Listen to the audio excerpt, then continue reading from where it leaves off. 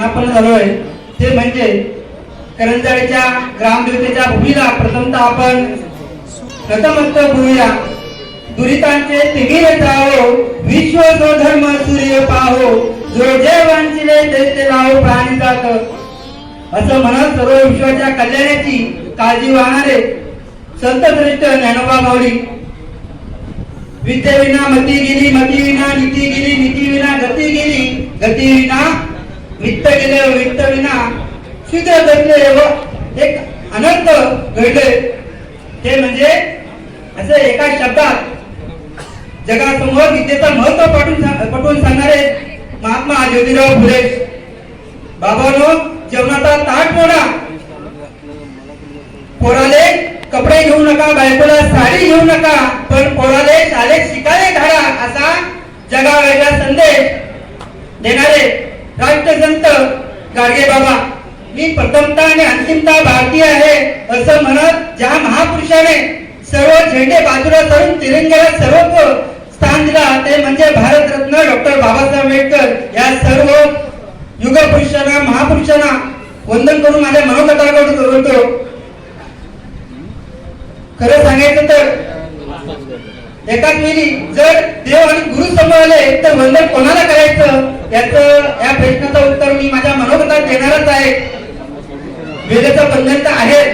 आज सरांचा सेवानिवृत्त सोहळा ते म्हणजे गव्हाण केंद्र, चिंपाडा केंद्र या केंद्राचे केंद्र प्रमुख. तेच म्हणजे वेदालाही नाही कल्ला, वेदालाही नाही कल्ला अंत पारायचा, आता तर टाकीगावचा राजा विठ्ठला तू. सुरेश जोशी सर आज सरांचा सेवानिवृत्त सोहळा.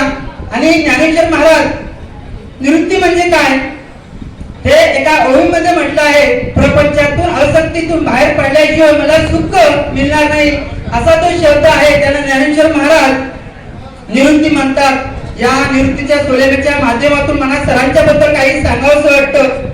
मी साधारणतः त्यांच्यावर खूपच लहान आहे, परंतु मी चिंपाडा शाळेच्या समितीचा सदस्य आहे. 2009 सालापासून ते आतापर्यंत मी त्यांना निरीक्षण केलं. या निरीक्षणामध्ये मला जे पाहायला मिळालं ते म्हणजे जगात करोडो लोक आहेत तरी सुद्धा जोशी सरांना जन्म मिळाला. कारण परमेश्वराला त्यांच्याकडनं काही वेगळी अपेक्षा होती. ते इतर करोडो लोकांकडनं ती अपेक्षा पूर्ण होणं शक्य नव्हती.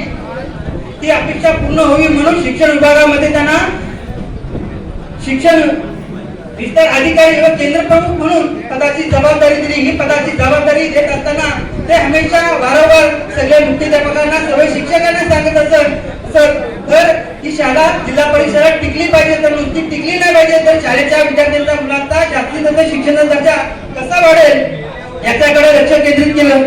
आणि शाळेच्या परिवर्तनामध्ये चांगल्यापैकी परिवर्तन घडवून आणलं. आणि हे परिवर्तन घडवून आणतावेळी त्यांनी आजूबाजूच्या सर्व लोकांमध्ये श्री रामासारखी भूमिका निभावली. ती म्हणजे एक रामायणामध्ये एक छोटासा मी उदाहरण सांगू इच्छितो. लंका जिंकल्यानंतर लक्ष्मणाने रामाला सल्ला दिला की लंका सुंदर आहे, तिला आपलं घर बनवून त्यावरून राज्य करावे. पण प्रभू रामाने लक्ष्मणाला नकार दिला. परंतु पुन्हा एकदा श्री लक्ष्मणाने रामाला सल्ला दिला की तुमचा जो जीवलग असेल, स्वतःच्या घरातला असेल, त्याला त्या लंकेचा राजा केला. परंतु पुन्हा एकदा रामाने लक्ष्मणाला नकार दिला आणि विभीषणाला त्या लंकेचा राजा म्हणून बसवला गेला. कारण तसं ज्याची भूमी असते तो त्या भूमीचा राजा बसवला पाहिजे. म्हणून त्या भूमीचा लंकेचा राजा विभीषणाला सांगण्याचं तात्पर्य एवढं की या केंद्रामध्ये प्रत्येक गावामध्ये त्या व्यक्तींना तिथे सर्वोच्च स्थान देण्याचा त्यांनी काम केला. या रामाचा सरांच्या मध्ये एक छोटे शिक्षक म्हणजे काय ते तुम्हाला मी उदाहरण, थोडंसं वेळेचं बंधन असेल मी थोडासा वेळ घेईन सर. मी तुम्हाला उदाहरण देतो. 1992 ते 97 चे भारताचे राष्ट्रपती, नवे राष्ट्रपती शंकर दयाळ शर्मा हे ओमान देशात गेले. ओमान मध्ये राजेशाही आहे, लंडन मध्ये राजेशाही आहे, थायलंड मध्ये राजेशाही आहे. इतर देशात लोकशाही असली तरी त्या देशाच्या राजांना सर्वोच्च स्थान मिळाले. म्हणून भारताचे राष्ट्रपती शंकर दयाळ शर्मा हे ओमान देश 1994 साली ओमान देशात गेले. ओमान देशात गेल्यानंतर जगाला धक्का बसावा अशी घटना घडली.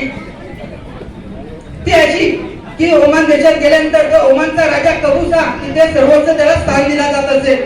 तर ओमानचा राजा स्वतः गाडी जवळ ओमानच्या देशाची राजधानी जी आहे तिथे तो स्वतः गाडी चालवत गेला, विमानतळावर गेला. विमानतळावर काय केला, ते भारताचे राष्ट्रपती यांना आणण्यासाठी. तिथे गेल्यानंतर स्वतः गाडीतून उतरला, विमानात गेला आणि विमानात बसलेले कोण होते, तर भारताचे राष्ट्रपती शंकर दयाळ शर्मा यांच्या एवढा मोठा राजा असताना देशाचा तो त्यांच्या पायावरती डोका ठेवला, त्यांना सन्मानाने गाडी बसवलं आणि राजमहालात घेऊन गेले. शेवटी तेथील बीबीसीच्या पत्रकाराने त्यांना विचारला की तुम्ही एवढे मोठे राजा आहात देशाचे, तर अनेक वर्षे झाली इथे अमेरिकेचे राष्ट्रपती आले, इतर रशियाचे राष्ट्रपती आले, इतर अनेक देशांचे राष्ट्रपती आले, तर तुम्ही त्यांना विमानतळावर का आणायला गेलेत नाही आणि का त्यांच्या पायावर डोकं टेकलेत नाही. त्यावेळी ओमान देशाचा राजा कबूस म्हणाला त्या पत्रकारांना की इतर सर्व देशांचे राष्ट्रपती आले, तुम्ही त्याला घ्यायला गेलो नाही, परंतु जो भारताचे राष्ट्रपती शंकर दयाळ शर्मा यांना मी आणायला गेलो, स्वतः गाडी चालवत त्यांच्या पायावर डोकं ठेवला. याचं कारणच तसं होतं, ते आता सध्या तरी भारताचे राष्ट्रपती असतील, परंतु एका काली मी भारतामध्ये महाराष्ट्रामध्ये पुणे शहरी मी विद्यापीठामध्ये शिकायला होतो. तिथे मनाचे शिक्षक होते, ते म्हणजे शंकर दयाळ शर्मा एक प्रोफेसर होते. म्हणा राष्ट्रपतीच्या कर्तृत्वाची जाण नाही, कर्तृत्व सला नाही, परंतु एका शिक्षकाच्या कर्तृत्वाची जाण आहे. सांगण्याचं तात्पर्य एवढं की शिक्षक किती महान आहे. शिक्षिकाचा महत्व काली होता, आजही आहे, उद्याही असणार आहे. वेळेचा बंधन असल्यामुळे मी वेळेच्या भावना टाळतो. जाता शेवटी सर्वांबद्दल एकच म्हणेन, शतक आरोग्यदायी आयुष्याचे आपण गाठावे, शतक आरोग्यदायी आयुष्याचे आपण गाठावे, नतमस्तक होऊन आम्ही आपले आशीर्वाद घ्यावे.